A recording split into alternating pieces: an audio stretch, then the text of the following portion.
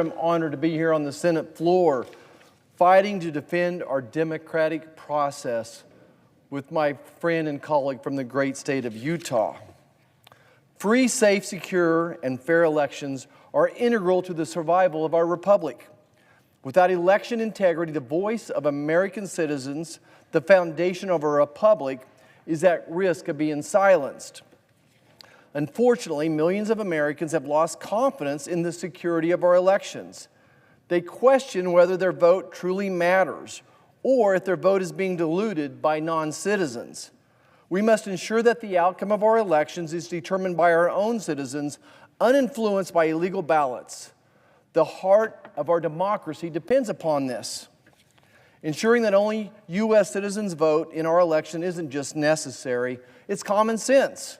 I'm proud to support the SAVE Act, which will protect our elections by requiring proof of citizenship to register to vote and an ID at the time of voting. This shouldn't be a divisive issue. Nearly 80% of Americans, Democrats, Republicans, Independents, all agree on this simple requirement, 80%. Now again, this is common sense.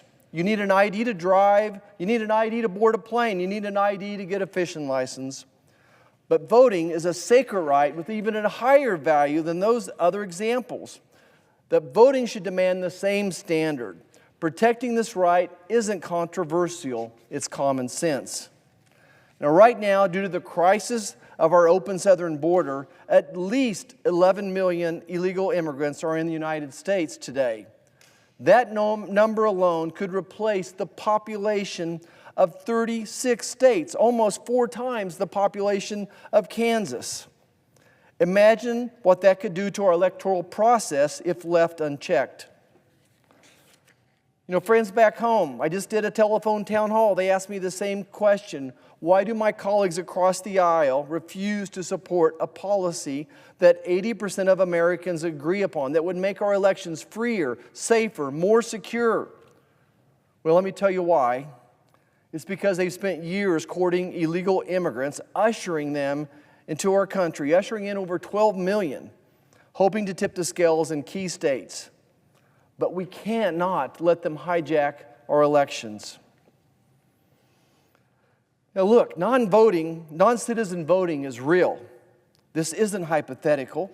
In Texas, Virginia, and Oregon, non-citizens have been found on the voting rosters. Additionally, California, Maryland, Vermont, and Washington, D.C. already allow non-citizens to vote in local elections.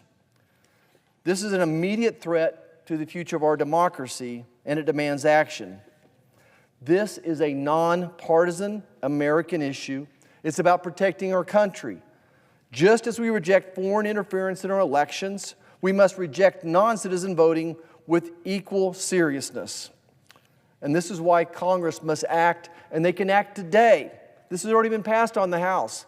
We could pass this today, the President could sign it tomorrow, and away we go. With the SAVE Act, we can restore faith in our elections. We're only 40 days away from the most consequential election in our lifetime. Time's running out.